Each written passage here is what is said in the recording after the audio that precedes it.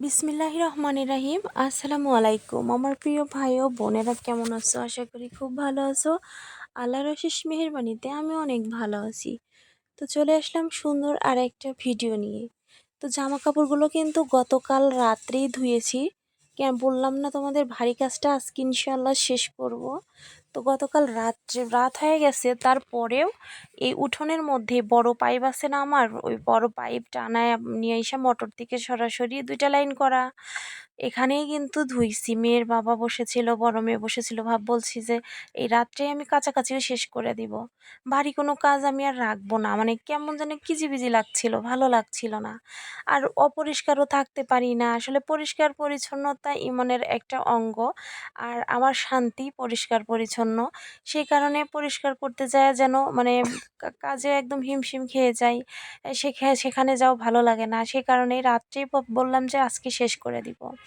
আর এখন কিন্তু মার দিচ্ছি, দেখো এরারুট জাল দিয়েছিলাম। ওই তোমার জামা কাপড় কিছু ড্রেস ছিল আমার সুতি, একটুখানি মার উঠে গেলে না আমার আবার ড্রেসগুলো পরতে ভালো লাগে না। সে কারণেই আবার তোমার ওই ড্রেসগুলোতে একটু মার দিলাম। আর দেখি কি যে বেশ মানে বেশি বেশি হয়ে গেছিল। তো ভাবলাম যে বিছানার চাদরগুলোতে দিলে একটু করকরে টাইপের হবে, ভালোই হবে, খারাপ হবে না, ফেলে দিতেও মায়া মায়া লাগতেছে। সে কারণে আবার এটাতে দিয়ে দিলাম।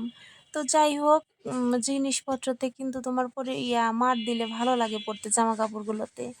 আর এই কাজগুলো কালকে রাত্রে শেষ করে রাখার কারণে আমার অনেকটা সুবিধা হয়েছে। এখন সকালে ঘুমি থেকে উঠেই হচ্ছে রান্না করেছি, রান্নাবাড়ি করে সবাইকে খাইয়ে দাইয়ে তারপরে হচ্ছে আমি এগুলো শুকাইতে দিতে আসছি। পানি ঝরাইতে দিয়ে রাখছিলাম চেয়ারের উপরে, তারপরে তোমার হ্যাঙ্গারের উপরে, ওখান থেকে পরে নিয়ে আসলাম। তার কারণ হচ্ছে আগে সকালে মেয়ের বাবা ওদেরকে খাইয়ে বের করে না দিলে না কাজের একটা গোছ আসে না, একদমই ভালো লাগে না। এই কারণে হচ্ছে তোমার আমি পরে হচ্ছে অন্য ভারী কাজগুলোতে হাত দিই একসঙ্গে, আর ওই মানে কেমন জানি জাবরি জাবরি হয়ে যায়। তো যাই হোক, বাইরের আবহাওয়াটা দেখো কি মিষ্টি, কি সুন্দর, দেখতেই যেন ভালো লাগতেছে। মানে বাতাস, ঠান্ডা বাতাস, মানে খুব ভালো লাগতেছে। রোদও আছে, বাতাসও আছে।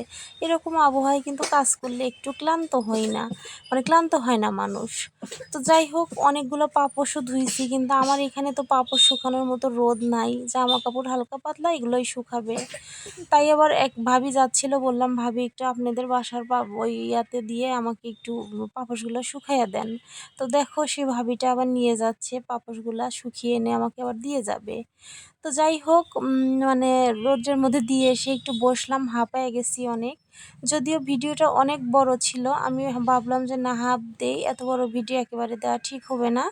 তো সে কারণেই এখানে বসে একটু নিজেও জিরিয়ে নিচ্ছি, আর তোমাদের সঙ্গে শেষ দেখাটাও দেখে দিচ্ছি। আবার দেখা হবে কালকে নতুন আরেকটা ভিডিওর সঙ্গে। মানে শেষ বলতে আজকের মতো এখানেই শেষ করব। ভালো থাকো, সুস্থ থাকো, ইনশাল্লাহ।